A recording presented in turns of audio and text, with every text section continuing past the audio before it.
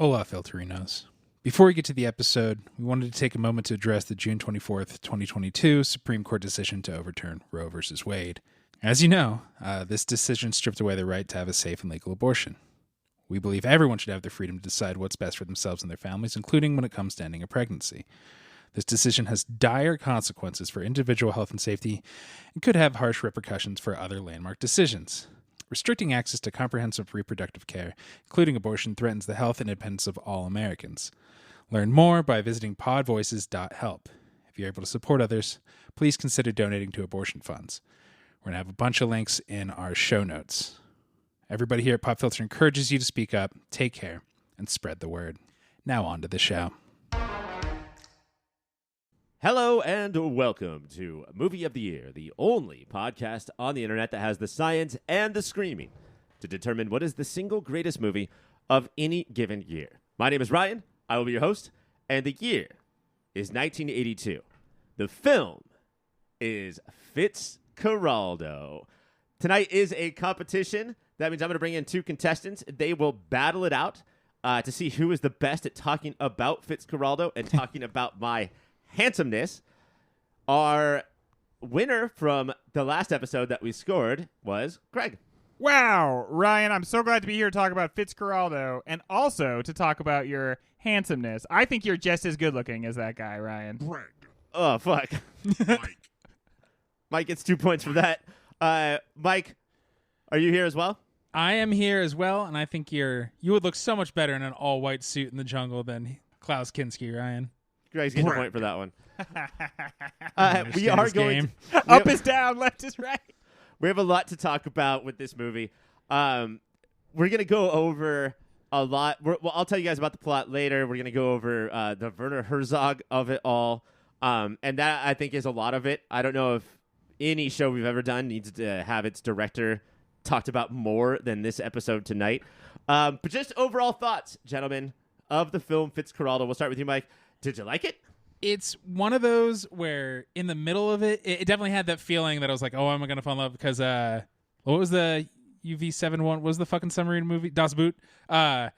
This and maybe it's age of I'm bored, but am I liking that I'm bored? Like, you really are just watching these folks travel on the water for a while. And then just wrestling with, like, why is it heralded as such an endeavor? And that's why it feels like we have to talk about Herzog and you have to talk about, like, the reality of the film. But as a film, yeah, I liked it.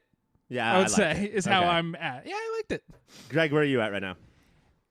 It is a little hard to wrap my arms around, and that is generally the highest compliment I can give something. It was compelling. I was, like, hooked. But at the same time, a lot about it I found very troubling. You know, I think what it sort of criticizes colonialism and it also participates in a weird way, and so that part disturbed me. But I have to say, just as the piece of art, it's another one of these I had never ever heard of it, and I felt completely engrossed. It's really slow, but it's really slow in a still very compelling way. Like a boat. It's a major human endeavor. And I ultimately, at the end, I think I really liked it, but there is still a lot about it that I struggle with. But I have to just keep coming back to, like, I was into it. I really was. It really engrossed me. Watching that boat go up a hill but come down a mountain was like like an Englishman. It was so intense, and it just the shots were so beautiful. So this unsettled feeling I have about it, I think, is a good thing for the movie in terms of its ability to potentially win Movie of the Year. But I am going to know a lot more about how I feel about it when we have hashed it out as three bros. That's what we don't want from Movies of the Year movies. We all were Marvel heads, and we love to fucking watch the newest Doctor Strange and go, hell yeah, and throw popcorn in the air. But then I don't sit there and think about it ever. No, don't we generally? We come out of each one of those movies and we're like, that was the best thing ever. Not a movie, but that was the best thing ever. Man, what a great cartoon. And the movies that are like, I need the biggest thing of floss because how stuck in my teeth it is are the ones that, so I think a huge selling point, even like already talking about it out loud makes me like it more, is that how much I wish I had nothing to do the rest of the week so I could watch the other 4 Herzog-Klinsky movies, and Yes. that's now at like the top of my to-do list. And he made a documentary about his relationship with Kinski. Really? Yeah, called My Best Shit. Fiend, not friend. No, I get it. No, I it's get it. Fiend. Oh, I thought that was like a movie about the Nosferatu But movie. what's his name? Kinsler? Klaus Kinski. Klaus Okay, Kinski. he is the perfect example of how this movie kind of gets under your skin. While you are watching him act, you're like, this guy's a hack. And then you can't look away for a second. And you're like, no, he's not. I mean, it's a little over the top, but like every part of this movie, you start questioning it. But the act of questioning it, it grabs you and it pulls you in more. Yeah. Like, you don't question it and like it less. You question it and are just drawn in more. I don't know if you like it more, but you're drawn in more. It is as compelling and as human a narrative as like anything we've seen, and as a film itself, it is such an achievement. It is such an incredible achievement. Is it worth it? I don't know, because it costs a lot, but it is such an incredible achievement. Let's take a break because more than I think any other movie that we've ever done for Movie of the Year, I want to start out not by talking about it, but talking about how we're going to talk about it. Nice. So when we come back, Fitzcarraldo. German filmmaker Werner Herzog, here played by comedian Paul F. Tompkins, wanted to make a movie inspired by a story he read about a man who moved a boat over a mountain.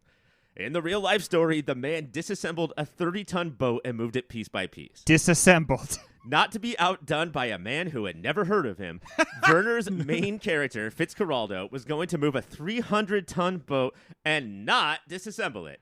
You know who else was going to do that shit? Werner Herzog. The similarities between filmmaker and subject don't end there, as the filming of Fitzcarraldo became in some ways more famous than the movie itself. The filmed plot involves a dreamer named Fitzcarraldo who wants to build an opera house in the middle of the Amazon jungle. Strike one. When no one wants to pay for this, Fitzy, as he's called in the Boston set sitcom remake, buys a rubber farm that boats can't get to and solves this problem by getting an entire tribe to carry that boat up a mountain. Wanting to use no special effects, Herzog put his crew in the same danger Fitzy did. On Movie of the Year, we typically try to discuss the movie on its own and how it affected the year it came out. But is it possible to discuss Fitzcarraldo without how it was made? Is it pointless? Are we doing the world at large a disservice by not including the comparisons to Herzog and his lead character? I just think you have to engage with the fact that when you make a movie, you don't have to do the literal things that you are depicting. Like, you can find ways to artfully sort of like do it without actually. But like when he starts dragging that boat up the mountain, as a viewer, you're like, that doesn't. I mean, that looks like the boat. Like, that doesn't look like, this doesn't look like a miniature. It looks like they're dragging that friggin' boat up the mountain. You don't have to do that, Werner. Right. It's okay. And the fact is, at least one person literally died during the filming of this movie, right? And other people I think. people got grievously wounded. People got wounded when they tried to drag specifically when they tried to drag the boat up the mountain. People got messed up by that. I mean, we have the film Heart of Darkness, right? About the filming of Apocalypse Now. And a lot of that was because their director went insane. Not that that didn't happen here. Jesus, this guy might have been born insane. Did he just start insane? Yeah. He delivers dialogue in such a quiet, mellow way that you That you do think not he's see sane, him right? as insane. We are just going to take this boat up the mountain. And then when his engineer quit because he didn't want to be part of something that would kill people, Herzog said, "We're going to do it anyway." Is that something that happened to Fitzcarraldo as well? Well, his whole crew except for 2 guys left him. So Yeah. yes, it is. Multiple That's times. why it's Mike. so hard to not split you have to talk about it all at once, because watching somebody become their character, who I think he kind of like has like a bashful, like, look at that crazy guy, he tried to go for it, he failed. So have that become who you are, and at no point look up into the sky and be like, wait, am I the Fitzcarraldo? But see, he must have, right? He must have been like, But Doctor, I'm Fitzcarraldo. he clearly thought there was some value to actually becoming the person he was. And we know this now because, not just because of Paul Tompkins, but because of all of his documentaries that he has made himself a part of, unlike John Beard would do if he was making a documentary, which is, we know his personality and we know his feelings towards nature. And we know that he is all of his characters. You know, I think that even with his Klaus Kinski movies, Gira and Fitzcarraldo. That's the name of the movie. I forgot. Fitzcarraldo. I still think that his most famous movie is Grizzly Man. Yes. And it's the same fucking thing of just like, is nature a speed bump in your way to your dreams?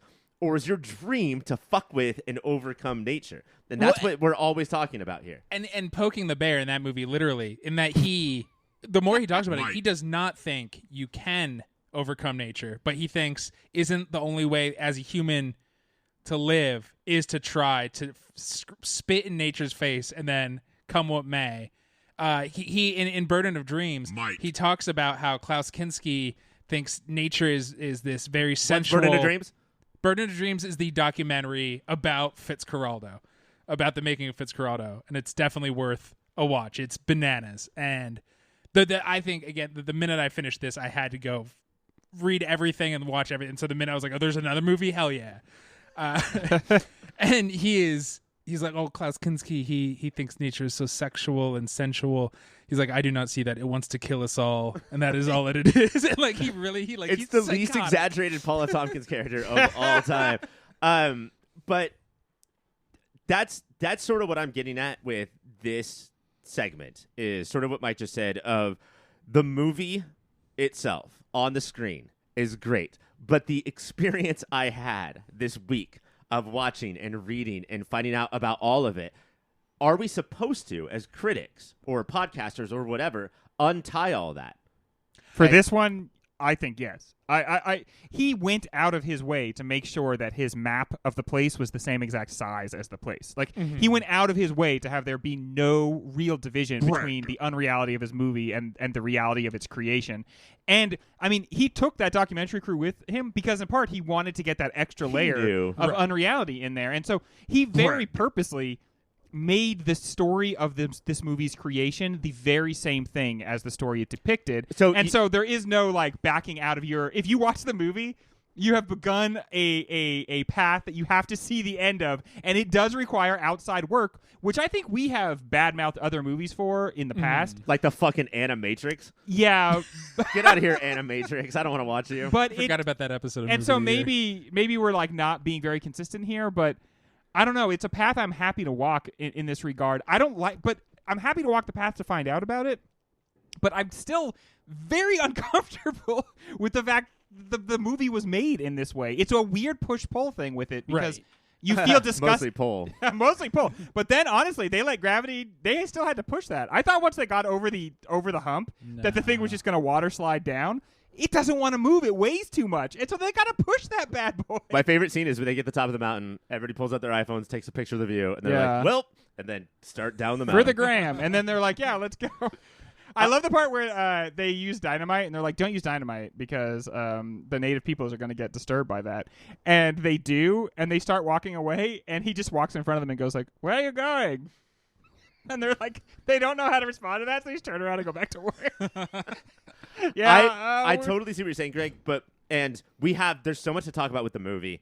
We're gonna spend the rest of this episode doing that. Right now, I think we just have to give this one segment to discussing all of the world that this movie, everything that we have found out over the last week about this movie.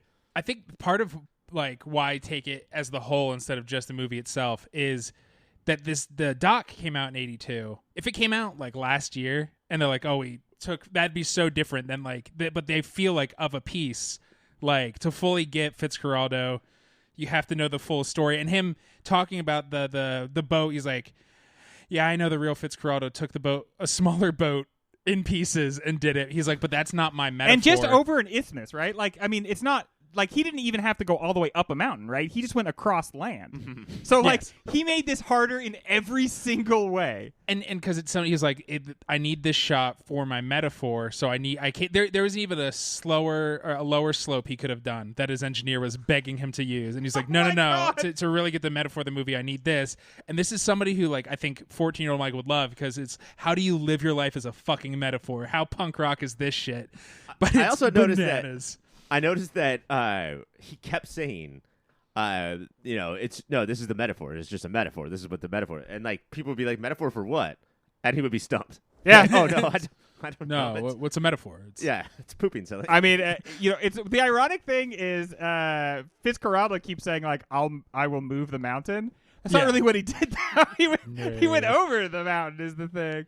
But yeah, like I mean, I guess it is a metaphor, but like to even begin to talk about what it's a metaphor for, I think starts watering it down so quickly. I think that's part of what he got totally right, which is that when you watch the raw reality of this thing being dragged over this mountain, like there's nothing that says it better than that boat being dragged over the mountain. Right. Like, I mean, it is the height of folly. It is an amazing human achievement. It is completely unnecessary. It is all for nothing. And that's art, baby. That's just the beginning of talking about what this thing really is. But yeah, that's all the levels that you want to talk about Herzog. You know, like Greg, you were sort of alluding to the fact that like he's crazy, but like a fox, right? Like that's why he had the documentary crew there. Like he's crazy, like a god of chaos is crazy. But he's like, this must be done. It must be done this way. But also, isn't it crazy? I have to do it like this. And I mean, let's like not forget what he got out of this arrangement as a filmmaker, which is some of the most stunning shots you will ever see. It is this movie would argue it is not the same thing to watch a model get hauled over a mountain as it is to watch the actual thing. Or you can fucking feel the weight of this thing. Dunked on a waterfall. Like there was 3 boats, right? The filming boat, the carry the boat, and then the one that they just shove off and be like, oh fuck, boat's in the rapids now. Yeah, dude. And that one, you would think, definitely use a model for that one, right? Well, no, we'll build 3 boats so we have one to trash in the rapids. And the actors were on it, and like it was such a tight crew. So when a camera person inevitably gets hurt in the first shot of the rapids hitting the wall, it's Klaus Kinski who is wrapping their wounds because there's like 4 people on this boat. I don't want anybody who likes to fuck nature wrapping my wounds. No. That would be And that he was like, Klaus, you should have come out earlier because the shot would have been better. And he's like, but I would have also been crushed by the wall. And he's like, yes. Right, Klaus. Well, I have heard, and this sounds like an apocryphal thing, but I have heard this story is true. that at the Klaus was so awful that at the end of filming, the chief of the native group that helped them was like, to Werner Herzog, like, by the way, like, I'm a chief, so I could just, like, if I could have this guy killed if you want. And Werner Herzog was like, no, better not. But, like, nobody would ever know what happened to that dude if this guy had, like, if he had agreed to it. And that might be a very interesting code. It'd be like, hey, did you hear that a short time later he actually disappeared? Let's make a Tarantino-style reimagining. Yes. Yes. But no, I mean, like, if you act like this in public, you know, there should be some consequences. I don't know if it's death, but like the way that he allegedly acted on the set, you know, is legendary. I want to know. I believe the story. I want to know what what Herzog's exact reaction was. Like, how long did he go? Yeah. I bet he was like, on one level, I would love for Klaus to be killed, but on another, who then would drive me to the next heights of perfection? Do you know why he said no? I don't want it to be done by man. If it's going to be done, it should be done by nature. It should be done by a Klaus, bear. We'll send them into the forest with bears. It's too fun to talk like Werner. That's what's so interesting. So yeah, it's very fun. Let's just all embrace that. We're gonna keep doing it. That Herzog is very Fitzcarraldo. Klaus Kinski, even though he's playing Fitzcarraldo, like watching, I think the level of sympathy and empathy, he's doing something foolish and it's hurting people, and you're like, but this crazy little weirdo, he's gonna do it, and I kind of want to hug him, but the real Klaus Kinski is a fucking monster. Yeah, dude. Imagine how hard it was, all the things we've talked about that made this movie so hard to make. And then there's one person acting like a piss baby nonstop. So it's always hot. People are getting sick. There's snakes everywhere. People are getting crushed by the boat. And on top of that, somebody is acting like an absolute piece of shit 24/7. There's a part in Burden of Dreams where after all of the shit that they have been through, Klaus Kinski has to eat out of a bowl that somebody spit in. Yeah. And even that is that's just a for real drink that they make. That's it's a tantrum that happens. And like the amount of, you would think that if you're Klaus Kinski, I don't know why I would think this. Maybe it's because he has a European accent, but you would just Irish brogue. You would just be down for just getting dirty and crazy and do it, whatever. right? Here we are in the middle of the jungle. Like, let's do it. It's We're all year a 5 team. of We're trying all to make this fucking movie. Mick Jagger has come and gone. We've been working on this movie since the mid-'70s. Let's just get it done. And he goes full diva, and he's like, "Oh, absolutely not. Will I do that? You're Klaus Kinski, man. You look the way you do." Let's take a break, and when we come back, we're going to finally, because it's only right, to talk about the hot girls of 1982. Mount Rushmore. You know what that song means? It's Rushmore time. Instead of doing presidents, because we would all have the same president, Joseph, what's his middle name? Roquemore? Robin. Isn't it like Robin Oh, Dale? but or isn't it like Robinette or something? Robinette. Our squintiest president. We would do it for Biden because we're all dressed in Biden gear. We've got our Biden hats on. We just love Biden. Let's go Biden. Man, always who say. doesn't love Joe Biden? Diamond Joe. We're going to do it to something else. Last Fast Times episode, we did Hot Boys of 1982. Yes. It is only fair. I don't want we can't look misogynistic. We have to do it for the hot girls of 1982. We heard as you. well. We listened. We learned. We shut up. The demand. We're doing it. Yeah. It's crazy. So it's time to we're gonna put do women on a pedestal.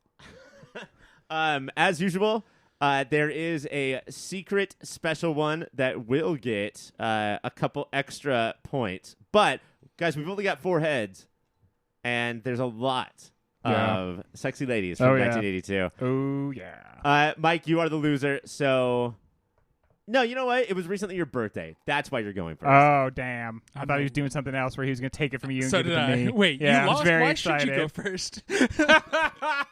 That's communism, loser. That's how sports drafts work, right? Like, man, you were so fucking terrible. Here, why don't you take the best player? You guys are so bad. Here's a young guy who's pretty good at what you do. Maybe he'll help or something. I let's get this right out of the way. Why not? It's Phoebe Cates. Shit. Mike. Now, Sean Penn, I believe, made the Boy Mountain, much to Greg's chagrin. I don't think Greg understood that pick, but that was because I had a lot of options and I didn't know what to do, and the segment was over. Yeah. Phoebe Cates is just the slammiest dunk of slammy dunks.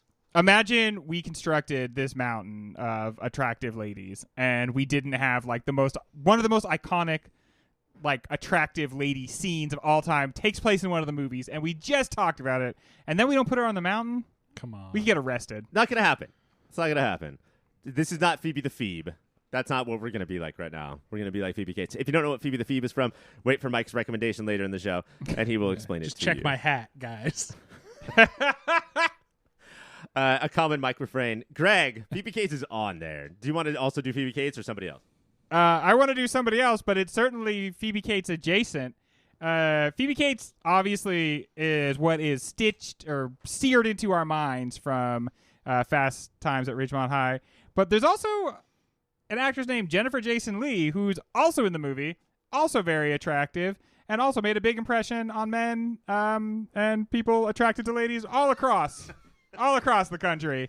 So Jennifer Jason Leigh. She was 14 in the movie. Have we talked about? She was 16 in the movie, wasn't she? No, she was a freshman. That was her freshman year of high school. Can't She's probably 15 or 16. honestly have sex in college. Yeah. That's like wait until you get to college to have sex. She's a freshman in high school. There's She's no having sex sexual with a experience that I 26-year-old had guy? in high school that I'm like, yeah, remember that. I have to say it's probably especially for straight ladies, right? Like there is probably nothing for you in that arena with high school boys or with 26-year-old boys in the dugout. College. I mean, first of all, getting dug out is a good way to. That's a good euphemism for sex. I followed that rule. I didn't have sex till college. I haven't had sex since college. It's just sex in That's college. why you keep talking about going back to school. I gotta go back, guys. I feel icky. I gotta go back. That is a good pick. I'm gonna put it on the maybe pile for I now. thought that might happen. Mike, just because I'm a little nervous. She looks so young, even if she was of 20, age. I Mike, believe. what do you got? This might be too Yeah, she's older than Phoebe Cates in that movie. So now who's a creep? my specific alley, but a little punk rocker didn't care about her damn reputation in 1982. And she just loved rock and roll. It's Joan Jett. Mike, I have Joan Jett on my very short list. You want to talk about sexiness? Yeah, Joan Jett was the queen of this entire year, and not from movies. On Not a from podcast called movies. Movie of the Year. The balls on this one. Sexiness goes everywhere, guys, not just movies.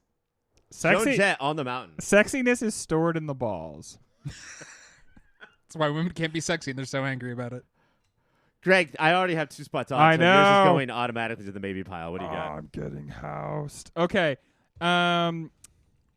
Is it the women who were hot in 1982, or is it the women from 1982 were hot? Move over, everyone. My wife Kelly was born in 1982, and I can say this without exaggeration. She is the most beautiful woman I have ever seen. 1982 brought us Kelly, my wife. That feels like the baby's mountain. Right now, you're fucking gross. Yeah. So Is maybe she a I should bring hot-ass her. baby.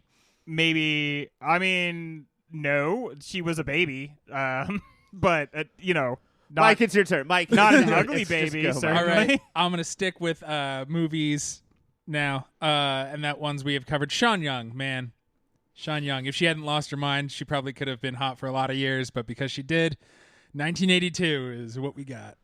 I know I bring this up on every episode of the season, but have you guys been listening to Karina Longworth's Erotic 80s? I'm still in episode Oh one. no! Has it been good? It sounds like it would be good. So good. And Sean Young is played to be the absolutely insane person that she is, but also totally right. Like, just totally fucked over by Hollywood. Please listen to that. That's the thing. They fuck you over, and it does make you get cracked a little bit. Right. And then they're like, see, this person's a weirdo. And it's like, no, but because I am being persecuted, it's making me a little strange, but you're fucking me over. I think that's a strong contender, Mike, on the maybe pile for right now. But Blade Runner, yeah, just in a movie full of babes, Ethereal. commands the scene in like a really like 1940s Hollywood way. You know, such a large part of the film noir feeling of that movie. Greg, Okay. Okay, here we go.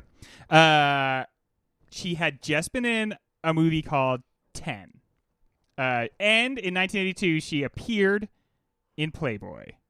She is Bo Derek, one of the prettiest, sexiest women of all time, back when that was still legal, now if you are exactly our age, I will explain which I am. that she is Rob Lowe's not mother, Yeah. but girlfriend in Tommy Boy. Yeah. Holy That's how shit. we- The famous line, Dad, is that for me? No, son. That's for me. It's a person, though. It's Bo Derek. It's Isn't that a funny? human They're person. objectifying her. And going back to Karina Longworth, you must remember this. That first episode of Erotic 80s. Man, I learned so much about Bo Derek and how fucked up her life was. Yep. Really did a number on women in the 80s. Just awful, awful shit. Yeah, like were the 80s like an erotic time or an exploitive time? Well, if you just watch the movies on the surface level, it's like, Yeah. wow, this is kind of sexy. If you find out what happened to get those movies to Yeah. be like that, Yeah. just terrible. Just terrible. Although Karina Longworth, a little bit biased, right? She's always like, oh, they treated women wrong. All right, Karina, settle down. I'm sure there's another side to the story. I'm sure they were actually pretty nice. Can we Let get me a look at the dude in details here to maybe represent? No, this is bad. This is bad. No, okay. You got him on this one. All right, that is a good one, Greg. Yeah, it's a Mike, good what do we got? I know that you guys don't like the movie, and that's fine. But the bebanged haircut and banging body of Michelle Pfeiffer in Grease 2 in a leather jacket. She doesn't want to be a pink lady. She wants to wear her own black leather jacket. She's so fucking smoking hot. She climbs a ladder, and you can see it is her audition for Catwoman 10 years early. Do you know the link between that one, Michelle Pfeiffer, and Sean Young? Young? Yes, I do. That was Do you the wanna mind explain? losing I was talking about. Is that she wanted to be Catwoman in Batman Returns so bad she Oh, bought her yeah. own Catwoman costume and showed up on a late night show in character, I assume, and definitely in costume. That's one of those things that, like, if it had worked, which probably there's no universe in which it does, right? Obviously. But if it had worked, that would be such an epic story. And the thin line, Fitzcarraldo, between genius and absolute madness, really, like, you have to be crazy to do something genius. And it just didn't work out for her. Greg, I have 4 maybes. Let's you do one more, and then we'll go to speed round. Okay. Carrie Fisher. Carrie Fisher was Princess Leia. And although I don't think any of the Star Wars movies were in 1982, we still were sort of reeling from 3 solid movies of one of the most beautiful women of all time. Okay. Speed round, Mike. Kim Anything else? Cattrall. Again, we don't like Porky's, fuck Porky's, but Kim Cattrall in 1982, Smoke Show. Greg. Goldie Hawn. Mike. I'm out. Brooke Shields. Brooke Shields. Interesting. All right, so Phoebe Cates and Joan Jett are on there. I am going to say that joining those two are Sean Young, right? I mean, Mike. we talked about her a lot, and she deserves it. I think this is going to be the thing that she's going to be like, finally, so some recognition. I'm on their mountain. And I'm going with Bo Derek. Woo! Greg. Your babes of 1982 are Phoebe Cates, Joan Jett, Sean Young, and Bo Derek. Lots of dude names. Girls having dude names is hot. Yeah. Oh, yeah, definitely. Get like a Dylan or a Tyler. Wearing a hell suit. yeah. Hello. Let's not dig deeper into this. Yeah, let's get out of here. When we come back, more of Fitzcarraldo. Well, that is very, very funny. Or very sad. And perhaps now you have something to think about. Or very problematic, and perhaps we have something to think about. But in any event, I'm sure you have some reaction to what you're listening to. So why not check us out on the social media? You can go to Instagram or Twitter and find us at YourPopFilter. Email contacts@YourPopFilter. Hey, everybody. Keep watching them movies. Gentlemen, we've danced around it, but now it's time. I don't know what you guys are typically looking for in performances. You know, I know there's the Oscar sort of thing, which is big, melodramatic. You should probably be somebody who lived in real life. But on other shows, with other award shows, it's like performances have to be this particular thing. That's not what we got from this movie. People say that Herzog is a filmmaker of ideas more than story. No one says anything about him as a director of performances. We'll get to the whole cast as an ensemble, but we gotta start. We gotta start with Klaus Kinski. What do we make of this fool? At first, I said this earlier, at first I think you're like, ooh, this performance is a swing and a miss. It's a big swing, and because of that, it's a big miss. But, you know, it's not that you stop feeling that way. It's just you realize, oh, no, this guy's crazy aspect is what he's going for. And this, like, wild-eyed, like, hair going in every which direction, and then just, like, screaming from the bell towers. After a while, you realize, no, this is how he is intending to portray this guy. And by the middle of the movie, I was enwrapped. Like, it was like watching a dance routine or something. I know he was an asshole, but I think the reason Herzog kept going back to that is this guy is giving you something that, like, you respond to as a viewer on almost a primal level, I think. And, like, I think we could tell when, like, people are like, oh, you've been to years of acting school, and so you act like this. And then there's this, like, innate thing that only he was born with. Yeah. That I wonder, could that sink a movie, Mike? And could it make a movie, like, go way above a mountain? If he was going to play, like, I'm in a Duplass Brothers movie and I'm just a guy who works at a job and this whole movie's about moving a chair across a highway, I don't think it would go as well. I think, but because he's playing somebody who's manic and has bananas out there ideas, it works because he is probably that. Like, it'd be very interesting to see how close Klaus Kinski. Sorry, Klaus Kinski is to Fitzcarraldo. Like, he's also out there and big, and you can see he's clearly crazy, but you can see the charisma there. Like, why some people would follow him so hard. That charisma word is so important, I think, because there's a lot of psychopaths, and I do think that we can put him on that list that would do terrible at acting.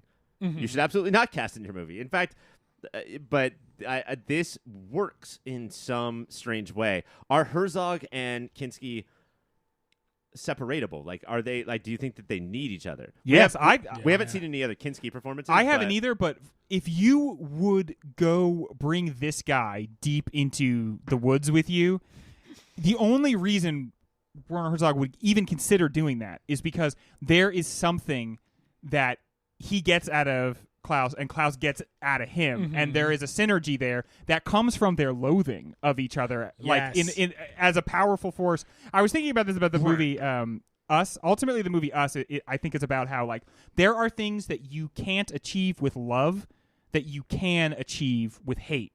you can't achieve hands across America with love, but you can do it with destructive hate. I think Or that's- I think you we've can't seen a achieve with recent safety. leader do that. So I think that's what this movie is also kind of about. There's things you can only achieve with madmen. And I read a book recently. I can't remember the name of it is now. It escapes me. But basically arguing that all leaders are neurodivergent in a couple different ways, but how often great leaders are insane because they're the people at the Fire Fest that say, let's just do it and be epic. And then when it works, they get the credit for it. But only a madman would say, let's try to pull off Fire Fest and have it work. And when it doesn't work, we don't hear about them. To believe you Exactly, can yeah. lead a nation of, what are we, 400 million, like, and do it well. Yeah, you have to be insane. Nobody wants, like, I think the person who would do really well would be like, please don't make me do this. I do not want to have this job. Yeah, I mean, like, that's an old adage or something where it's like, all right, who wants to be in charge? And when somebody raises their hand, you should be like, fuck you. The guy 2 seats You're the one behind that him. absolutely will not be in charge. But like think of Steve Jobs. Like all he did, his genius was asking the impossible of people and then they went and achieved it. But he had like such power over them that he could actually inspire them to do it. And compare that to Elizabeth Holmes, who just tries to do the same thing. All she tried to do the same thing, just ask for the impossible and maybe somebody will deliver it. Fitzcarraldo, he asks for the impossible and it's delivered. And so the performance has to contain not just his greatness, but it also has to contain this wild manic energy that we are first, even as viewers, but also people around him within that universe, repulsed by, but ultimately very much motivated by. Ultimately, like brought in. One of the, like, the normie investor invader guys, colonizers is the word I'm looking for, does not like Fitz for a while, but then he backs with all the money because he hangs out with him long enough to be like, God damn it, this crazy bastard might. He's got something. Plus, that guy he's gets got the like charm. his kink is losing Mike. money, so that might be part of it too. Dude. Yeah, we'll talk in the next segment about the feeding fish money and all of that kind of stuff. But Klaus's performance as Fitzcarraldo, does it sort of back up what we were talking about in the first segment of, is this even a movie?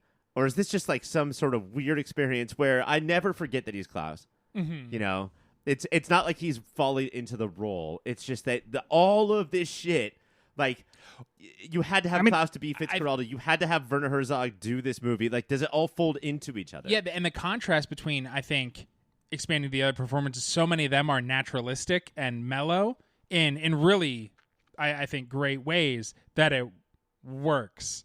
That these two colors are next to each other, and just his bananasness seems even crazier because everybody else is just like, I don't know if we should do that. I guess we're gonna do that, like, or getting simmering angry. But everybody else is playing at such like a talented 5 volume level, so his 11 hits even harder.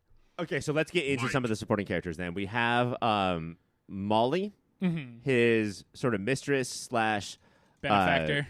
head of a brothel, madam.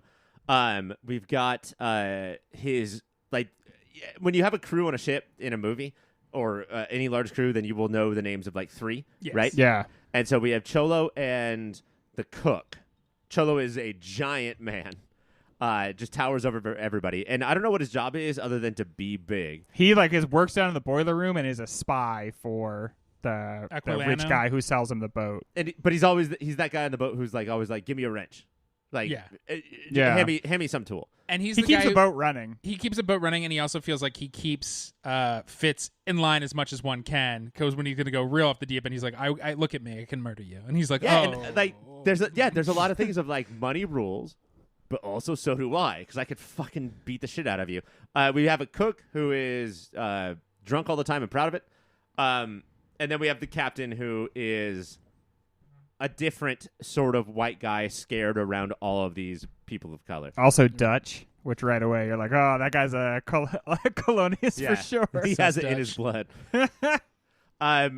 Did these performances seem out of touch or normal? Like, did these sort of seem like, we'll just throw them against Klaus Kinski? There is one weird thing that I think we have to address when we address the performances, which is, I guess because this was going to be like a foreign language movie, they were going to overdub all the lines anyways into German. And so, like, they don't like film audio on location in this movie, right? They overdubbed all of it. Like, I don't think there was a single boom mic on the yeah, set. okay. So some people like did a better job at this than other people. I really like the performance of the cook. Yeah. But whoever did the cook's voice clearly just decided not to sync up their line delivery to the cook's like lips moving. So that was a big choice. And the Dutch captain also really struggles just to like do the overdubbing correctly, and his performance was flat for me. Like absolutely just monotone almost. But in a movie like this, I don't know, but in a movie like this, would you be that surprised if they just went and got a fucking ship captain? Like, we need somebody to actually And he has the pilot this look. boat. Man, he has the look of a captain. But And in the documentary Burden of Dreams, not a fan of shirts, I noticed. oh really? No, just always, man, I love tits out the entire time. as a fat guy who like literally like would never take his shirt off for any reason, almost like basically a never nude just from the top up. I But But from Wang the bottom always down, out. you are nude. Unfortunately, I'm one of those dudes. Yeah. But like, I would never, under any circumstance, take off my shirt for any reason. So when I see another big dude who just will, and he's like, got that real deal with it energy. Man, I love a I chubby love it king. too. It's like, hey, everyone knows that I'm overweight, but I do think that there's like No, I think with my T-shirt on, nobody can tell. I think everybody thinks I'm a pretty thin guy. I agree, Greg. Yeah, I'm small. Mike, what did you think of the cook performance? I liked the cook performance a lot, and he is the only one who went big, but it was in a different way than Fitz. It wasn't as big. He wasn't competing, but it was like, I think to be just along for the ride, even as somebody's like shooing your wives or mistresses away, like you're also going to be out of touch with reality. I think he captured that very well without being a cartoon about it. How about the guy that worked at the defunct rail depot? Yeah. I was he broke like, my heart. I'm pretty sure this is offensive, but I feel like this is offensive in different, like, non-complimentary ways. Like, I think I'm just supposed to feel offended on some level. But like, he had the closest to what sounded like an old racist cartoon like accent to his voice. There are all these little things where, Well, plus being in a uniform like that, Yeah. and like almost like step into the like Yeah, when the right? white person comes on, just like there's the white person. I felt like there was, that's what I mean. Like, so like it, the accent seemed off, and then the character seemed like a character more from like again, old white cartoons. Also, it seemed like it alluded to, I don't remember the line exactly, but it's like Fitzcarraldo has been gone for like 6 months, and in that time he has 4 kids. One of them's 10. Like, that's just what. He's been It's gone weird for years. They Well, did say. Here's a weird thing. Okay, so another weird thing about the movie that we talked about, but I've not addressed. We talked about personally, but I've not addressed on the show, is if you watch the movie with the subtitles on, it tells a slightly different story. So he in the movie's like, I've been gone 6 months, and then in the subtitles it says I've been gone 6 years. And That's a big one, dude. And that's why that guy can have a whole family, right? And it's even more absurd than that he has stood his post. Right. And also, is that racist that he just stood there? Like, everybody left and said this thing has gone bankrupt, and he stayed there for 6 years not getting paid. I kind of felt like that was supposed to, I don't know. I didn't feel comfortable with that part of it either. Yeah, I mean, like, is it racist? I mean, but it's believable though. Like, it's believable, right? That like you would put these people into like your pocket in such a way where they're completely reliant on you, And I they guess that's just, what the like, message bail is. on Yeah. them. I guess didn't that's ultimately what the message is. I didn't see the movie as racist in that way necessarily as Fitz is. These are not people, these are tools. And this is like, because people are like, look at his genius, look at that. But to do that, you are stepping on people's necks. And for Fitz, I guess it was the way that it seemed like he could not comprehend that he would just stand his post for 6 years. Right. It felt like, and then even after Fitzcarraldo leaves, it's like Fitzcarraldo has told him, this is not You're a not thing coming anymore. back, Like, yeah. I'm on to the 2 things from this. And the guy still doesn't seem to get it. I wasn't sure. That was one of the least comfortable parts of a pretty uncomfortable movie for me. Well, I would love to ask you guys what you thought the best performance was, but that's actually a later part in It's the an show. award. Yeah, I so don't we're gonna wanna take a break, spoil that. and when we come back, our good friend Descripto the Magnificent Oh, yeah. What have they been up is to? here to talk to us about the films of 1982. Descripto the Magnificent. All right, gentlemen, you know our friend Descripto the Magnificent. He goes by many names on the internet. If you see somebody like fuck movie 696969420 leaving a review on Amazon, that might just be Descripto the Magnificent. It's a hilarious screen name. We're in a game show, so I am going to read a review by Descripto. You guys have to wait till I'm done. Ring in with your name. and then guess which movie I'm talking about. Yes. Are we ready? Yes. We are ready to go. Number 1. Yeah, the cops were awful, but Blank is actually kind of a bad guy, too. He instigated the fight with the cops by arrogantly coming back into a town that didn't want him there in plain view of the cop. He refused to cooperate with the cops inside the office, even refusing to give his name and a fingerprint. 1 star. Greg. Mike. Okay, that's, I mean, in the easiest game show decision of all time, that was Greg. First Blood. That is First Blood. Also, Descripto's a bit of a bootlicker. I love reading current reviews of movies that are like, these fucking cops have the right idea, man.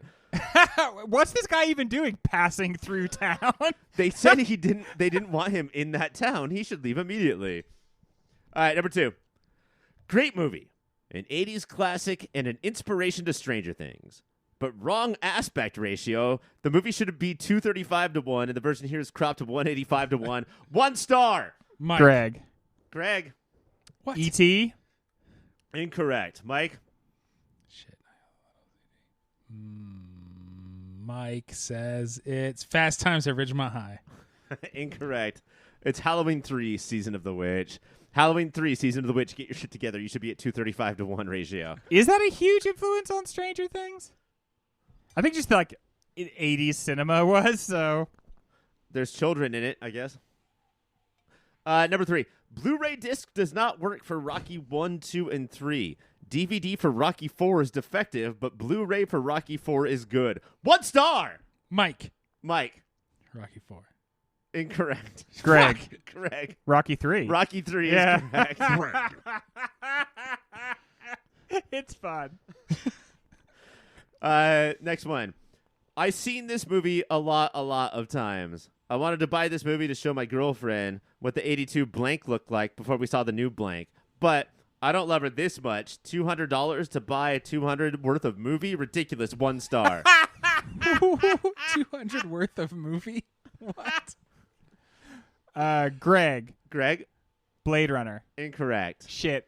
As I said that, I was like, you're so smart, Greg. Mike. Mike? The Thing? Incorrect. It's Tron. Oh, man. Forgot Well, about Tron. Y'all forgot about Tron, because that's the new one, right? Yeah. That's why I thought Blade Runner. Also, you shouldn't love Tron, but you also should not love Tron Legacy. Like, shut the fuck up, bro. No, but you should love the Tron Legacy soundtrack by Daft Punk, or the Tron Legacy soundtrack remix, also by Daft Punk. Next one. Thought it was a concert, watched it once, would give it to a friend who likes it. 1 star.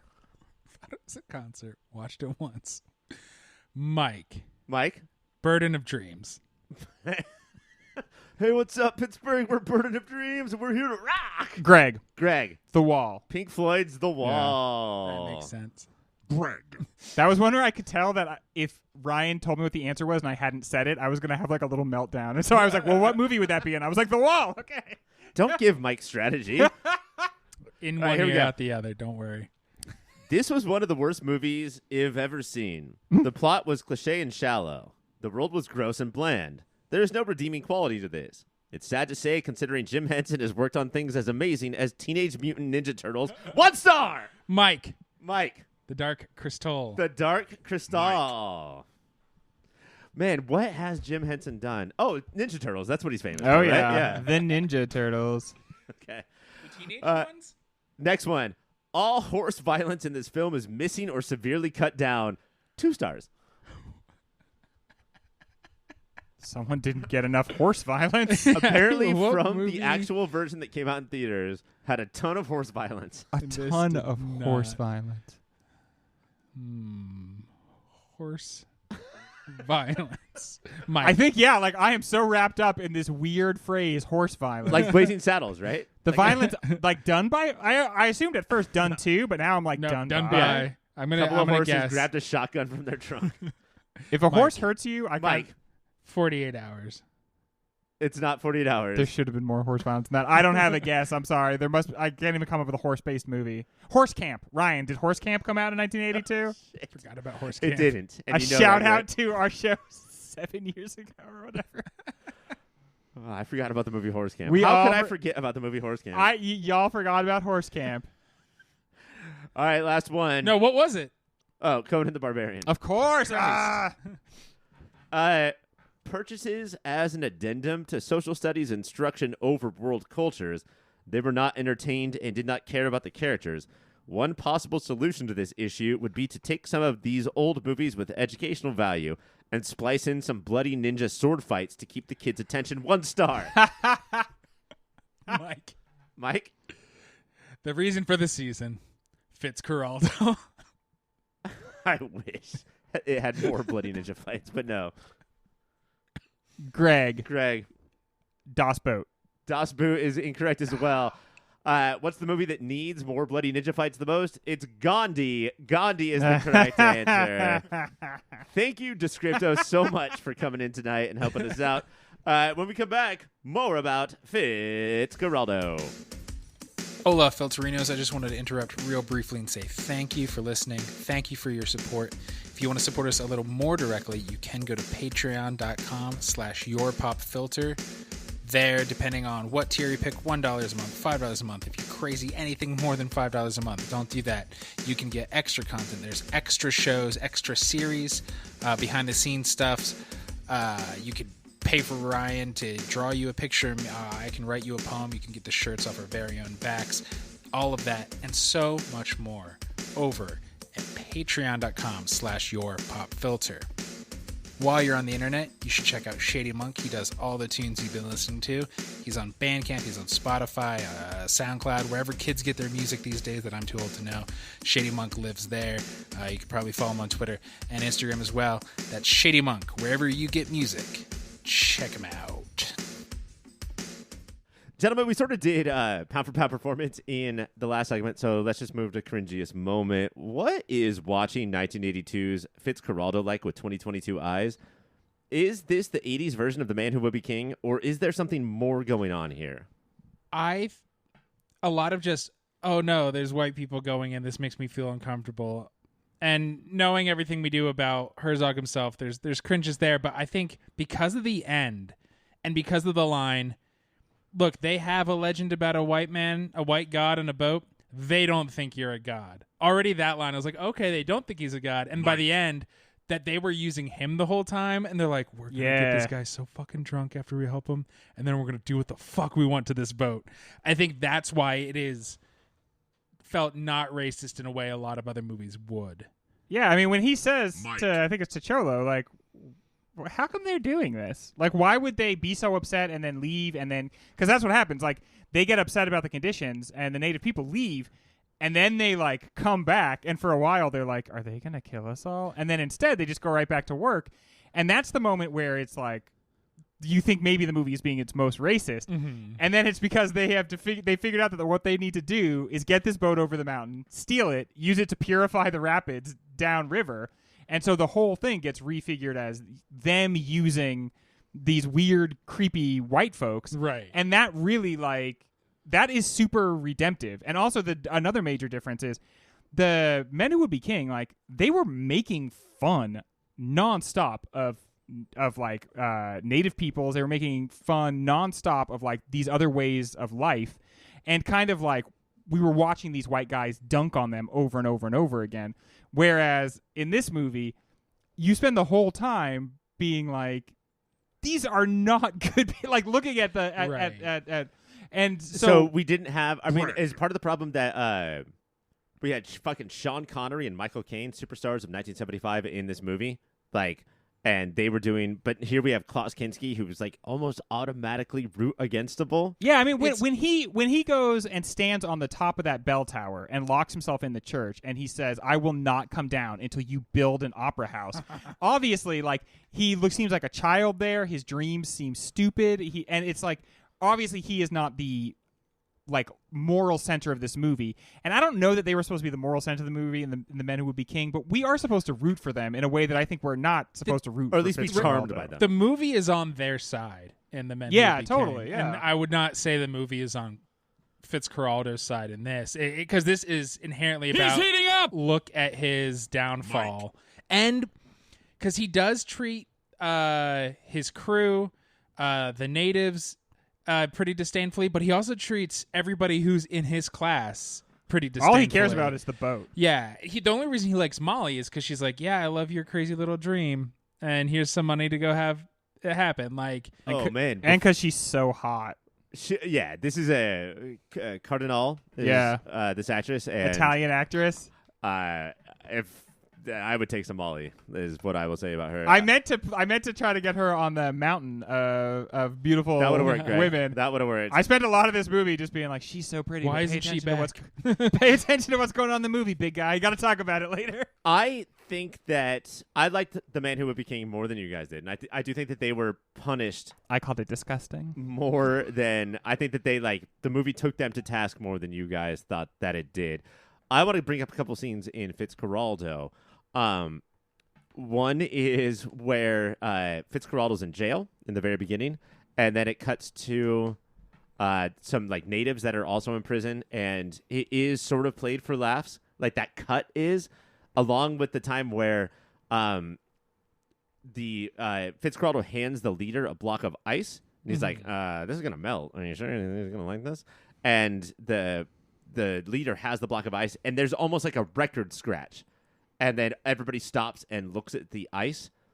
And then the third scene I want to bring up is the dinner where the natives have gotten on the boat and have surrounded them, and they're all at dinner just looking around being like, shit, these people are weird. Aren't there scenes where it's sort of edited or played for laughs? Okay, maybe, but there are also a lot of scenes where the native tribe looks at each other like, who the fuck are these people? There's so many times where like they almost Office style. They don't really play with the camera, but like there are times where like honestly they will just widen their eyes a little bit, and it's like no, they get how goofy these people are. Like they get it. Especially because this tribe in the movie, other people are saying how scary it is. You don't go to them; they're gonna fuck with you. So there's an instant fear. So they have more control than they're being stepped on. And then like when they're on that boat, and yes, the people eating dinner are like, these guys are crazy, and they do the pan flute dance, and the one guy gets in his face over and over again. Yeah, dude. I laughed out loud, and it's not at them. It really feels like these people being like, we need you to know that you're on your fanciest boat and your fanciest dinner. We are in fucking control, okay? Yeah. Like We're on your boat. Like we are. yeah. We're falling trees behind you. Like we're not in your world. You are in our world. And yeah, all I'm going to do is play an instrument, and you are going to freak the fuck out. Also, their face paint, really cool looking. Yeah. Really very cool looking. Both like all the different variations of it. That is such a cool style. But yeah, I think that the movie takes such pains to show that these are three-dimensional people and that they have their own plans, they have their own lives, that even if they are upset by things they don't understand or they seem to agree to do things that aren't in their best interest, that if there is enough time, you will see they are acting in their self-interest. They're in control of the world in which they find themselves, and they have their own... Right. It's that having your own hopes and dreams. Mm-hmm. That's why the guy at the station kind of bothers me, because it's like he is played as just... like an accessory in someone's life. Right. That's not what these people are. They are white not. People are the accessories. Yeah, really. Yeah, honestly, yeah. Like because like they bring that tree down, they stop the boat, they're in control. They have a narrative within their culture, and they create the narrative. Like those people are making their own movie, and they're trying to find their own answers to things.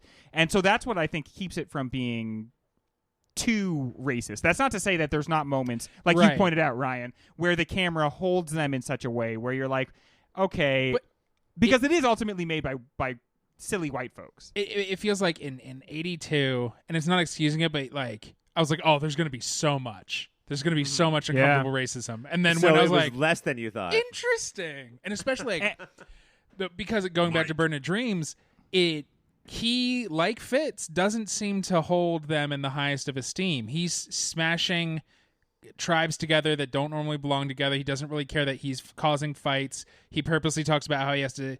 There's a white folks village and indigenous people's village because he doesn't want... He's like, well, we don't want to disrupt their way of life. But it felt like in that smarmy, super liberal in a gross way. Like, see, that's the thing. Performative. It's not the depiction of them that is cringy in this particular movie. It's the exploitation of them that is cringy. Yeah. So, like, the way they appear on screen, thumbs up. But the way that they got there, thumbs down, because you literally exploited these people and endangered them in many ways. It's like thinking about the Man Who Will Be King, that had all this treatment of the people of color in that movie, but when the director yelled cut, they would all go back to like these extremely great trailers, Right. and this movie is sort of the reverse of that. So what's worse then, ultimately, Right. right? The thing that actually caused suffering, or the thing that just contributes Like, to people negative stereotypes? left their families they were told 3 months, and then it was like years. And then so Yeah. he brought in prostitutes because he's like, they're going nuts. We got to keep them mellow somehow. Like, Yeah, right? You just can't have a bunch of, horny folks without any outlet. Let's talk about the capitalism of it all. The white dudes that are at home that I almost said Werner. It's Fitzcarraldo is trying to talk to. There were times. I mean, Herzog went back and back and back again to people with money to say, please fund my movie, and they just kept saying, no, it's insane. That's all in this movie for Fitzcarraldo. But if the natives or the indigenous people that are in this movie are not made jokes, are the other richer white people? yeah, going to patrons will know Squid Game was talked about this week, but it was almost like Don Aquilino and his gang are almost as absurd as the white folks in Squid Game who are betting on the people who are going to die. And because Don Aquilino, I think, is the one who's just like that precious feeling of losing money. It's ecstasy and means it. And he's like, you might go bankrupt. And you can feel him getting hard. Like, and this is the same character who bankrolls most of the Fitz's trip is also the one he is shown to be like openly, grossly racist when they're talking about rubber trees and stuff, and they're going through, and he's giving him a little tour, and he's walking around on what is it when it's like 4 dudes carrying him like a litter, and like, so I think it's that character exists. I'm sure Herzog wants to say some other stuff, but to be like, see, Fitzcarraldo isn't that bad. He's not this guy. Oh yeah, I definitely agree that like part of the reason that they're in the movie is so you root for Fitzcarraldo more. Mm-hmm. Yeah. Because he actually creates things, because, he has the dreams. He's willing to put it all on the line. And also, that guy, even though he fetishizes losing money, the whole thing he's doing is he's going to rip Fitzcarraldo off, and then he does successfully do that. So all he talks about is how much he loves to lose money. Well, but that's really a cover just for... Yeah, I mean, do you know what's better than like that feeling of losing money? Making Getting somebody some else to fucking lose money. But that's, honestly, that is, I think, a very true thing. When you have the amount of money that was being generated from these rubber plantations, that amount of money, all you can do, you can't spend it. All you can do is lose it. Right. Like, it's just, there's too much of it, really. Like, you have to feed it to fish and put it on failed expeditions. I mean, like, that's like, how does somebody that rich have a gambling problem? It's because they're not gambling in the same way I do, which is penny slots in Vegas so I can get free drinks. Like, in order for there to be a thrill, it's, it's still always going to be 1 to 5 or 10% of your worth. That's what gives you that thrill. And I think that, truthfully, for a lot of people, gambling is the joy of losing money. So I think there's a little bit of truth to it, too. Like, if you keep winning at gambling, most people keep playing. They only stop once they've lost everything. So that's obviously what the draw is to just have money, not have power over you, to just be like prodigal with it and just to get it away from you. So I guess in that way, it kind of mirrors how a lot of people treat money. Speed round. All right, gentlemen, last chance to earn points before the next time you're allowed to earn points. It's speed round time. First question. Let me just start with this before I get into the big question. Opera. Worst art ever? Like, I've lived my entire life being told that if you're highbrow, you like opera. This movie is bookended by, I would say, 10 minutes of watching opera. And although I've never seen it live, can I just say I hate it and always will? I think a big part of it is not understanding the languages it's sung in, or like the languages. No, it's sung in the language of feeling, Mike. You don't have to understand the It's language. dumb as hell, then. Like, I know the term aria, but like it feels like you have to study so fucking hard to understand why it matters. And I like soap operas, but I do not like unsoaped operas. It has been said that you either like get opera or you don't, and I believe that, because I like a lot of highfalutin things. I enjoy classical music, but I cannot get into opera, and I couldn't decide whether or not liking opera or liking opera was a better way to approach this movie. Like, do you get it more if you love opera, or do you get it more if you're kind of like, opera's not really that big a deal? I just didn't put his love of opera and trying to get other people into it felt like my love of fucking Arrow. Like, that's how I had it, like, understand him. It's like, here's a thing that other people just nod their head when I talk about it. Aren't people allowed to not like Arrow in your presence? Because it honestly felt like you were not allowed to say that opera is not the most important thing in this guy's presence. Or, if you say that around Fraser and Niles, they automatically judge you. You become a real Maris. But our introduction to Fitzcarraldo is, I don't like opera. I don't understand why it's so highfalutin, but the look in his eyes when he told that usher at the opera house after he had been in a boat for days trying to get to see the singer, I am going to see this opera. That's a good introduction. You know that this person is passionate about his hands beliefs. Are bleeding, and he's going to get so shit hard. done. And if Mike came up to me and I was trying to keep him from watching Arrow, he would look that same way. And it's more than that. As an effective scene, it's a little bit more than that because his mania, the guard sees it and the guard responds to it, and he's like, I want to see Fitzcarraldo. I'm standing right outside this theater, and I decide who gets to come in and see him or not see him, and I haven't seen him. And so they all go in together, and that tells you everything you need to know about Fitzcarraldo as a person and his effect on other people, just in that little very brief opening scene. And I love how the movie did something that most movies don't do, which is point out how much somebody fucking stinks. That Fitzcarraldo smells bad constantly. And when he walks in that opera house, everyone turns around and looks, and it's because his white suit or whatever smells like shit. Yeah. Absolute shit. Can opera stand in here for movies, TV, or art in general? Were you guys able to, if it's Arrow for Mike or classical music for Greg or a different kind of opera for Greg because of how highfalutin he is, does it just work automatically where you're like, well, I don't love opera, but I can swap this in? Yeah, I think it's this passion for this art that is so overpowering. Like, I don't think I felt this way since I was 15, because then your soul kind of dies, and Fitz just hasn't. I think it's insane to want to build an opera house in the middle of jungle where nobody lives and nobody really wants it. But that passion, I think passion is universal, right? His just happens to be opera. I mean, even if you didn't know about the making of this movie, couldn't you have sort of, at least subconsciously, told right there? Oh, Herzog thinks about making this movie like Fitzcarraldo thinks about opera. I get it. I have to say, mine is reading. And reading is so easy now. It's so easy to get books. It's so easy to get, files and stuff like that. But, like computer files. But imagine a time right after the printing press had been developed, or where they were first becoming available on some level. I could see going through some extreme thing to try to get books, to try to get printed material. And so I guess convincing somebody hey, you're keeping me from books. I need books so bad, I'm going to convince you to let me in and get those books. Imagine early life in the American colonies and being there's not a printing press over here. We don't freaking have any books at all besides the Bible, which, again, read it, been there. But so then I could feel that. Right? I'm kind of divided from that because now books are so easy to get, but I would go crazy without them, and I guess that's how he feels about opera. Greg. Riverboat movies are almost a genre unto themselves. How does this live up to that proud tradition of riverboat films? This might be just at least a little better than Maverick. Maverick. I was just going to say Maverick. Those are the top two, though, right? Well, or the Jungle Cruise, which just came out, but also there's the what a Queen dog of shit the movie that Nile. was. Greg.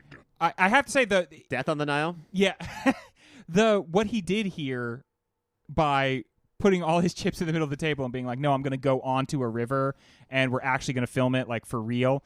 That was a huge advantage, I have to say, because I remember the scenes in Das Boot where they would be up in the con tower, and suddenly it was they went from being in this very realistic shot inside the sub. Universal Studios. Yeah, okay, now you're just standing there and someone throws a bucket of water in your face and you're whoa! So that versus, no, dude, the river's right out there. Yeah. That's the Amazon, y'all. It's right there. It's right in the background. Honestly, just as crazy as, maybe not just as crazy, but just as crazy as them actually literally moving the boat up the mountain is that there were no drones. At this time. And they still got those fucking shots of the Amazon jungle. That's crazy. And so that, I think, ultimately makes it the best of these river movies. And finally, how nice is it to hear an Irish brogue? Okay, that cat was supposed to be Irish, right? Everyone kept talking about I am the most Irish man you've ever Yeah. seen. My mother is from the Blarney Stone, and we must listen to opera. It's in my Irish blood. I love it too much. And they're Irish just, people love opera. by the way, and again, as I brought up earlier, they overdubbed all these voices, y'all. They could have at least tried to. Let's have Hello, let's have I a am little the bit of Klaus opera up in the forest, shall we? With all the leprechauns. You know, Mel Blanc, the guy who did all the Looney Tunes voices, was Yeah, still dude. alive. Why not just have him do all of them? Man, why not? He give you a little bit of that twang, right? Yeah, he could. And do I that bet we'd way. see a sexy Bugs Bunny somewhere in here. Fitzcarraldo won Best Director at the Cannes Film Festival and no Oscars. How many awards will it win tonight? Probably all of them. Let's take a break. Hey guys, thank you so much for listening so far. And let me just tell you that everything ahead of this commercial is much better than what came before it. That's my guarantee. While I have you here, let me tell you about a website. It's called yourpopfilter.com. And it's everything you need that's related to Pop Filter. Everything Mike, everything Ryan, everything Greg, everything Cassie, everything is there at yourpopfilter.com. While you're there, go to yourpopfilter.com/Amazon. Make that your new Amazon bookmark and do your shopping from there. That way, we get a little piece of the action and Amazon doesn't. Make sure you're also listening to everything that Pop Filter has to offer, which includes the Superhero Show, a podcast that covers every single TV show that's based on a comic book or comic book property, and Movie of the Year, where we sit down and try and figure out what is the single greatest movie of any given year. That's Superhero Show, that's Movie of the Year, and that's yourpopfilter.com. Rate, subscribe, review. Bye! All right, gentlemen. Fitzcarraldo, about to get some awards. If it loses any of these 5 awards, I'm going to be very It's harsh, disappointed in yeah. the movie. It's harsh. Like, that's a bummer. And the man Fitzcarraldo would be very upset. He built that boat and sailed it down that river to get 5 awards, and we're going to give them to him. The first one is time you most related to Fitz. Greg, what was the time you most related to Fitz? Okay, so Fitzcarraldo's special move, and we're probably going to talk about this again in a second, is bust out some opera. Like, when the chips are down, bust out some opera, right? The first time we see him do it is he goes to a party that he's, like, barely invited to, but there's a lot of rich folks there, and he's going to, like, spread the gospel of opera. So he puts on some opera, and it's not enough for him that people listen to the opera. People around him are talking, and so he keeps looking and then doing these little hand motions like, guys, let's get the conversation down. There's opera on. And I felt so much that, like, hey, I've got the aux cable and I put something on, so why doesn't everybody listen to it? And that nervousness of, like, nobody wants to hear this, dude. Nobody wants to hear this, but he's going to try to get through it because he's Fitzcarraldo. It will inspire you to stop talking if you just listen long enough. And somebody starts a conversation, you're just like, oh, bud, oh, no. No, there's opera. We're listening to this right now. Got a little bit of opera yeah, on right now. we got this. That's a pretty good one. It's- That's Greg as fuck, Mike. What do you It's got? it's a very relatable one where you're like, you don't know the rules that I haven't told you? Fuck you. Yeah, like you're the lowest ranking person at this party. There's no way you can put on music and make people stop talking, but that's what I want to do. I want everyone to stop talking to listen to opera, which, like, it's not a 3-minute song. Right.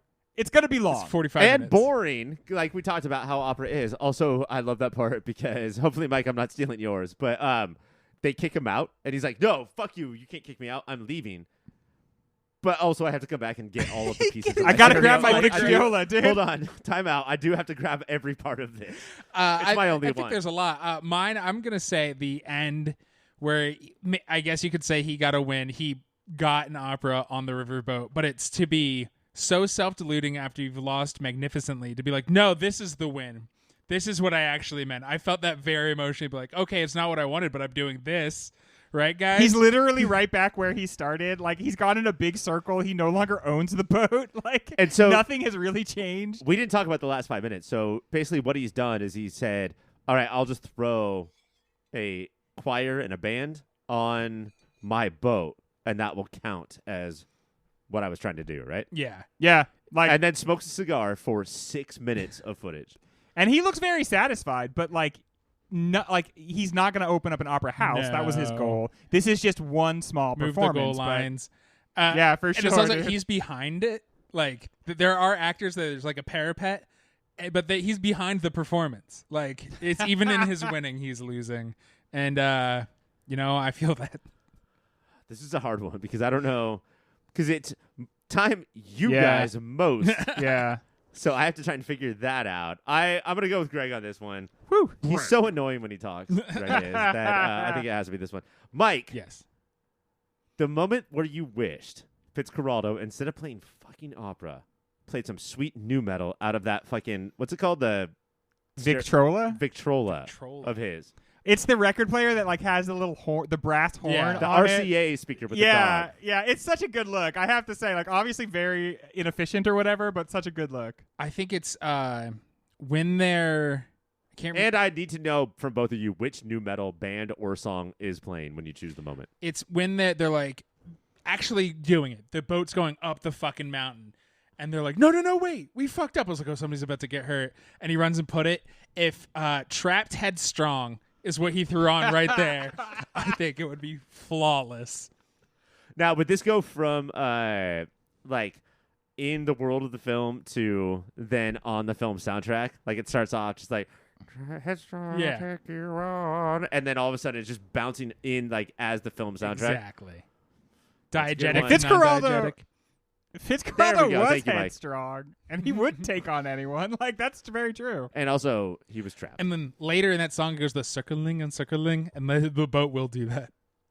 Now, Mike, that is a diehard Trump band. You want to keep going with that? I mean, it's new metal, Ryan. Aren't they all? It's a good point. Greg, what do you got? Okay, so I don't even know if this counts as new metal, but as soon as I put it, this is the song I couldn't stop thinking of because the Alien Ant Farm's "Smooth Criminal" has been blowing up Twitter All over again. Twitter. I guess people forgot about it. I was 20 in 2001 or whatever, so I was very much aware of that song, but Twitter just seems to have refound it, and so I imagine. You know what it is? It's probably reclaiming Michael Jackson's music. We like this band better, and we can still enjoy Michael Jackson without. Anyway, keep going. And so I imagined Alien Ant Farm's "Smooth Criminal." He puts that on to play off into the jungle when he first encounters the native tribes, and to soothe them and to not get killed. Annie, are you okay? Are you okay? Are you okay? Do Annie? all the natives start leaning sort Yeah. of? out of the way? Yeah, Greg, that's a good moment, but I think Mike's clear version of new metal plus the moment will get him the point there. Greg, cringiest moment. This is a hard one. This is a hard one, but I will tell. This is just a 100% true story, and when you really, literally cringe during a movie, you should bring it up. When it becomes clear that they are going to try to drag this boat up a mountain, it starts to kind of work, and then it goes back and it just crushes somebody. Mm-hmm. And it was at that exact moment that I was like, "Oh shit, what went into making this fucking movie?" And because I realized, oh, this is probably something that kind of really did happen. If not this exactly, then something like this. I mean, because we don't know the order of events. Somebody dying on the set. Yeah. Herzog could have been like, we should do this in the movie. Honestly, yeah. And so Is he the kind of sick bastard who would just film it and be like, we have to use it? and I'm sure the guy was just acting in the part that they filmed, but he really did seem to be in distress. And it really, at that moment, I realized how much must be true about this movie that later I went and found out was true. That I was like, okay, he really filmed this in the jungle. I can tell that. I wonder if he really dragged this thing up here. I wonder if people really got hurt. And it all kind of cascaded onto me and then began a process of looking all that stuff up. So everything I have issue with in the movie happened in that moment. And so that's when I cringed. Wait, have we talked about Vic Morrow tonight? I don't think What's so. that? Okay, it's been at least an episode since we talked about Vic Morrow, who was in the Twilight Zone, the movie, and you see his death in the movie. That's Oh, the yeah. helicopter, right? Who's that? Is that That- John Landis who killed him? That's John Landis who killed him, who was driving the helicopter at the time. And jumps out right at the last second, so he's fine. His daughter, anybody know? Vic Morrow's daughter? Jennifer Jason Leigh from Fast Times at Whoa. Ridgemont. Wow. Makes you think. All right, Mike, what do you got? Yeah, it's it is that moment, but it's also knowing, and if this is cheating, it's in Burden of Dreams, the engineer quits because of this scene and says there's a 30% chance of it working. 70. Oh, you're right. I'm No, sorry. 30% chance of it working, and that 20 or 30 people will die when it does not work. And that Herzog goes, "Oh, you quit over that? I'm still doing it. And that so everything we see of them pushing those tree things, there is also like a caterpillar machine helping, but that they were also doing real work there. And somebody's job is to lay under their feet that they have to step over to make sure the tree isn't falling out of the hole they dug. So what the fuck? Let me tell you, Holy Warnie, when there's a 70% chance of somebody dying or it not working, and then your engineer quits, that does not up the chance of it working. No. And he's still like, no, we're doing it. Let's do it. Aye. I'm gonna call that one a tie. You guys are both right. This is the cringiest part for sure. In a film full of cringy moments that I think are, I'm gonna give it the benefit of the doubt, mostly intentional. This is awful stuff to watch. It also was based on The Color of Blood. This is the most 1975 movie that we're going to watch. This has that like ultra weird red blood from the 70s. You're totally the whole right. movie, like the pacing, the look of the film, it feels 75 as fuck. But And then, in part that's because they were making this movie forever. That's when right? it started. All right, Mike, pound for pound performance. I mean, we talked about it an entire Get segment. cute, Mike. We were supposed to talk about other people and Just kind get of cute with didn't. I think I'm going to talk about the cutie himself, Klaus Kinski. I think he is undeniable.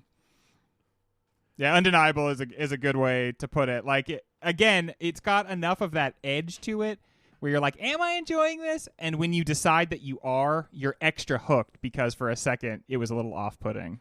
Werner Herzog, for some reason, made a legacy sequel 25 years after the first one called Bad Lieutenant, Port of Call, New Orleans, and cast Nicolas Cage. Is Nicolas Cage our generation's Klaus Kinski? Wow. Yes. Oh my gosh. Just like Klaus Kinski died, so Herzog was like, who is the next one? I will find him. Give me I your anoint you. eyes. Bring me one of the bears from Grizzly Man. No, Nicolas Cage. All right, Greg, who you got? Is it the same person? Yeah. Yeah. Okay. You want to get cute with it. Can I say runner up? Like if there wasn't clearly You know what? We're just doing this on Runner Up. This is brought to you by Kinski. Greg, okay, go the first. guy that played the freaking cook, dude. Yeah. Like for a cook, dude was serving, okay? Like he was doing such a good job. I was so into it. I loved him. I didn't even care that he didn't even accidentally sync up his lines to his mouth moving one time. There was never a time where a voice was coming out of this character where his mouth was also moving, and there was never a time when his mouth was moving where actual sound was coming out. But even with that, he's like almost as engrossing. Almost as undeniable. We should have had a rule that was favorite subtitle versus spoken line. Yeah. Yes. And mine is about the cook. And as Klaus Kinski, as Fitzcarraldo is saying, you're the best sailor, the subtitle is, you're my favorite drunkard. Yeah. My favorite difference between the subtitle was the cook walks up and says, yeah, like I'm not the best, but I know what you're doing. And that's why he hires him. They don't translate that line the same way in the audio, but basically what the cook says is, I can tell what your plan is. And that's a big part of the reason why he hires him, because he doesn't want anybody to know, including the audience. Even the audience doesn't know what the plan is at this point. And so I just think that's an interesting difference between what we hear and what you can read in the subtitles. It's so crazy that in the same season we had Fitzcarraldo and Das Boot. Like, Yeah. I'm so glad we got to watch these We movies saw almost some back great to back. shots of engines. Like, if you just love watching a piston fire, this is Oh. the year for you. No, I Greg, loved- We call them natives. I loved- Like, that's gross. Engine Joe is my favorite. I loved watching Das Boot because now I got what that guy's job was, Cholo's job was on this. I would have been more confused had we not seen Das Boot. Just hit the motor with a wrench Just every hit it once with in a the while. wrench. Now I'm like, yeah, that's work. You're the mechanic. Is Cholo your pick, Mike, or are you picking the cook as No, well? it's the cook, and I think just Cholo's, a quieter role, but the cook, he also serves as the main translator, and he lives between the worlds of he is not from this tribe, but he understands their language. He tries to, sometimes his translating of their actions is accurate, sometimes it is not. He has his own prejudices, but he's trying to play every team, and it makes him a very interesting character to watch. But I do think that he has his wants and needs, Yeah. right? Like nobody molests these two young girls. He That's my shows up job. with 2 girlfriends, and there's no doubt what they are right away. He's like, these are my ladies. They're also coming. Cannot do my job without them. Yeah, dude. Like, I can't cook without these ladies to also You want me to rub cook sometimes. with full balls? I don't think so. But also, he's the one who's there. Like Mike, you were saying, like, no, if you use dynamite, that's gonna be bad. Yeah. you Yeah. know, and that's like vital shit. Like that is vital information. A perfect time is when the tribe has come back and they're just standing there motionless, and he's like, "Oh, they think they're invisible."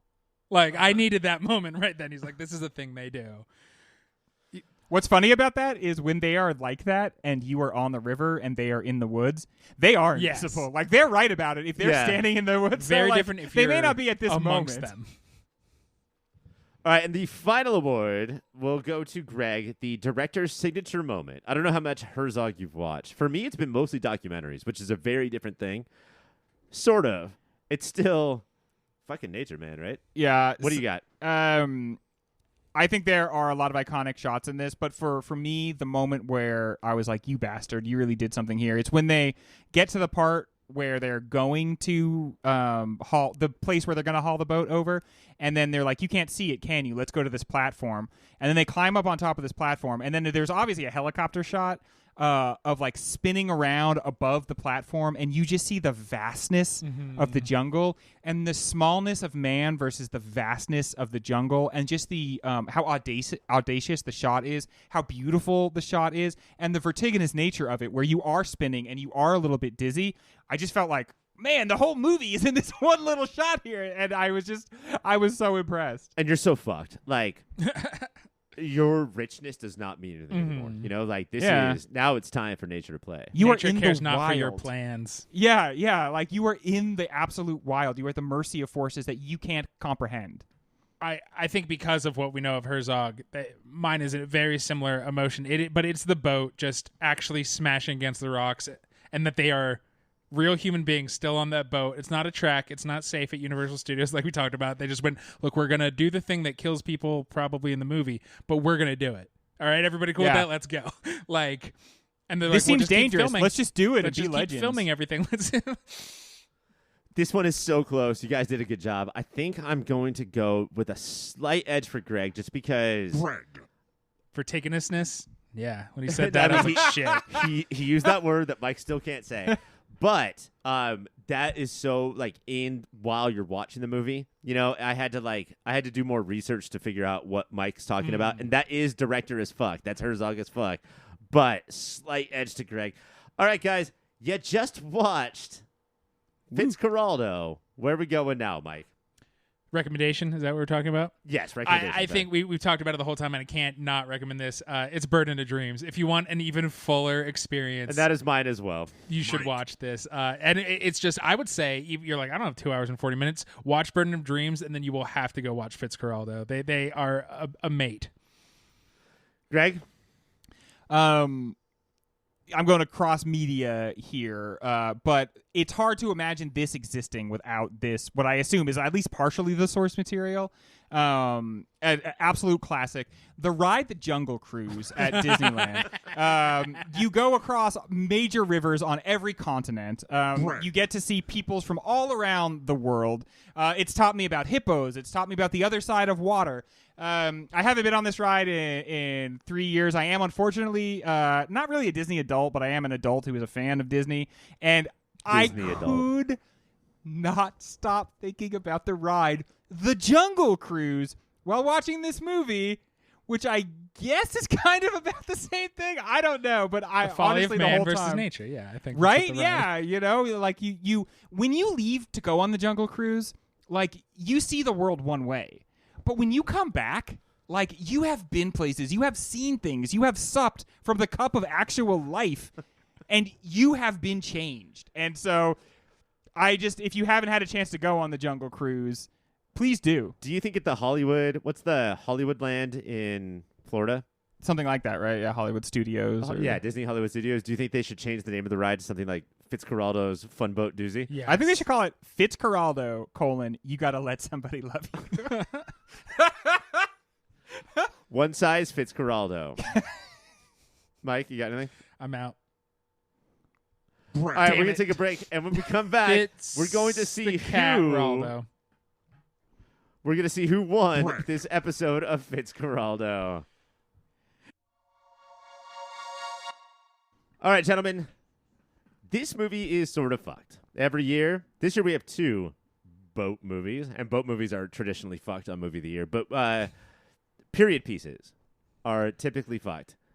Although, does this one have a chance because it does tell us more about 1982 than we thought it would? Well, it does do that because, man, the futility of man. But I think what fucks it harder is what you said earlier, Ryan, of how 1975 this feels. Mm-hmm. And because it started then, So it's fucked on two accounts. Nothing about this feels 82. Not really. Would you prefer a director named Werner Herzog who hates nurture? Yes. It just always attacks his Two of them parents. can't stop arguing. Yeah, I was blown away. A lot to think about, a lot to wrestle with.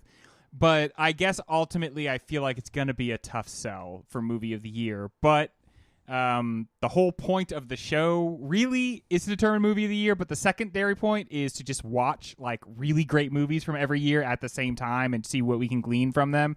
And it wouldn't have been half the season it will be without this movie. Like, this was so glad to have seen it, but it's not that it has no chance. I don't think it has a realistic chance. You know what chance it does have? Like, the way that it really affected stuff, and maybe this is for better or for worse, but I also think that, like, as the three of us continue on and 1, 2, or 3 of us experience new experiences, it affects all brackets in the future. Uh-huh. So, like, if we Yeah. get to the year that Bad Lieutenant : Port of Call, New Orleans, whatever it's called, comes out, we'll be like, oh, no. He's Oh, on. yeah. That's Yeah. on, you know? The That's a good ripple point. effect will Because be felt.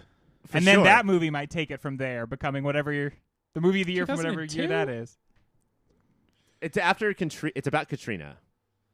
Oh, so it I must think be it's a like period piece. 2006, 2007. Unless you predicted it. All right, gentlemen, this was a competition. You two have been the best of friends this entire show, but it's now time for me to take over, make you enemies, and make one of you the best of friends with me. Mike, you scored 29 points. In a Ryan-hosted show, does that seem like a lot? For this era, yeah, that's good. That's pretty healthy. For the in Biden era, is that what you mean? This That's- Biden for Joseph definitely Biden. It's within the respectable category for Yeah, sure. I think last week we were both like at 21 and 19 or something. Yeah, I remember. We both looked at each other like, "Ay." Bad team performance there. This fucking host sucks. Greg, you scored 36. Woo! I knew off air. Greg was like, I Yeah. feel like it might be either of us. I was like, fucking Greg's got this clinch. I think that we're done calling him Greg, and it's just Greg's Fitzcarraldo from now on. Greg's Fitzcarraldo. And this podcast episode was your ship, and you got that shit up the mountain and down the mountain like a fucking Englishman. I did Like it. an I did it. Irishman. Well, Ryan, you're my best friend, Mhm. and I'm glad we get to keep that relationship going. And fuck rude. Mike? And fuck Mike. Sorry, Mike. I have to say, my best friend said it. I have to agree know. with him. I know how best friend rules work. I'm fat, so I burp and fart. That true. has been the show. Is there anything else we need to do? No. We have to talk about all the exciting upcoming shows. We're doing John Carpenter's The Thing. Yeah, we still have Fucking both the pumped. scary movies. And Poltergeist. Let's give Greg just a horrible 2 weeks and make him watch them back to back. I'm so stressed out, too. Nothing scares Greg more, though, than colonizing white people. So That's this movie true. was also a fucking shit show for him. Yeah, but like, this is... I'm so glad that we got to watch this movie. I'm so glad that I didn't have to watch this movie alone and not talk to anybody about it. Yeah, but that would be I had the two of you. And if Horrible. you're listening and you're on the fence about seeing it, and you looked at the runtime and it's like 2 hours 40 minutes, commit. Like, honestly, do it. Like, it'll be worth it. And if you have seen it, but you were upset because you didn't have anybody to talk to, and then you just listened to this episode, you did it. You just talked to the three of us, and good job to you. If you tweet at us, we'll tweet back. Let's fucking do this online, guys. I don't know about that. It'll be our intern. I'm not saying if you're fucking one of us. if you're a are fucking- Patreon pay pig, then we might tweet. Yo, back. we Otherwise, I talk don't to know. the pay pigs all the time. So anyway, thank you, gentlemen, for all of this. Stay tuned next week. We have so many great shows coming for you about 1982. For Mike, for Greg, I'm Ryan, and of course, keep watching those movies.